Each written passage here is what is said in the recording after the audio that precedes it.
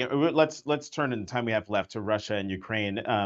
It's entering a critical phase. Ukraine's launching its counter-offensive. I want to play what the U.S. Chairman of the Joint Chiefs of Staff, General Mark Milley, how he described it Thursday at a NATO meeting in Brussels. Listen.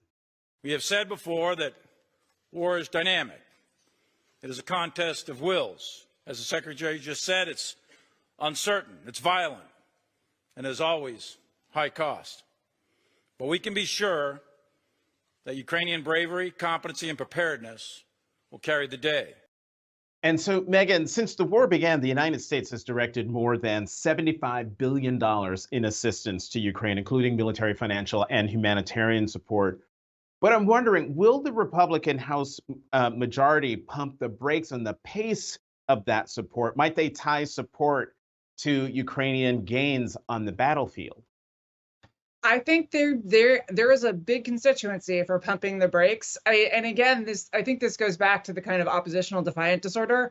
Look, I think there are, in fact, real questions about, can Ukraine win this war? Is what we're doing wise? But that's not really what's motivating the Republicans here. What's motivating the Republicans here is that Joe Biden likes Ukraine and liberals like Ukraine, therefore they don't. Right. And it is all goes back to the Trump-Russia stuff in 2016 and Burisma and all the rest of it, that this thing has gotten bizarrely politicized. And Republicans have often lost sight of the kind of core fact that, like, the Russians are the bad guys.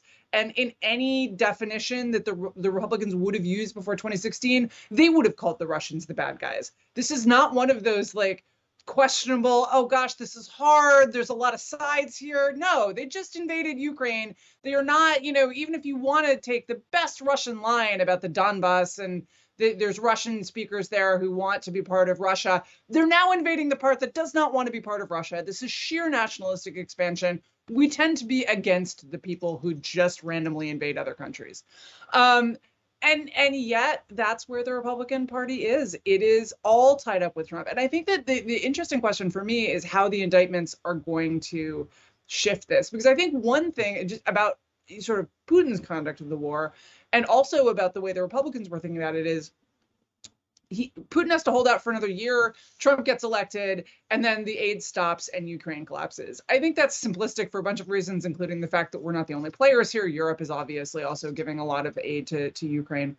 But I think that as the odds that Trump will get elected decline, and I think that you have to think that with the quality of the indictment we just got, that the odds of Trump getting elected, despite Biden's low approval ratings and all the rest of it, and despite my general suspicion that procedural crimes are kind of hard to get people on, if you think about Clinton, like, he indisputably did a bunch of bad stuff and it just didn't matter, that this is actually going to make it very hard for him to get reelected, which I think has to change Republican calculations as well as Putin's calculations about what works politically as well as militarily in Ukraine.